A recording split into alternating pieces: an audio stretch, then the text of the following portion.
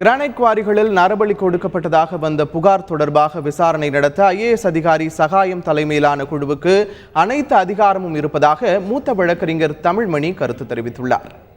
80 அடி அகலமா 60 அடி ஆழமா என்பதை விசாரிக்கக்கூடிய கண்டுபிடிக்கக்கூடிய அதிகாரம் அவருக்கு இருக்குமானால் அந்த 80 அடிக்குள் தங்கம் புதைத்து வைக்கப்பட்டிருக்கிறதா, வெள்ளி இருக்கிறதா, வைரங்கள் புதைக்கப்பட்டிருக்கிறதா, மனித உடல்கள் இருக்கின்றனவா?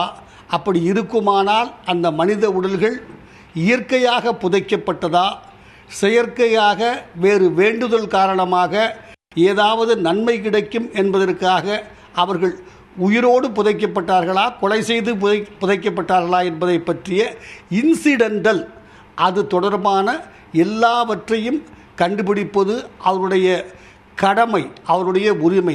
அதைத்தான் அவர் செய்து கொண்டிருக்கிறார். அது நிச்சயமாக தவறில்லை.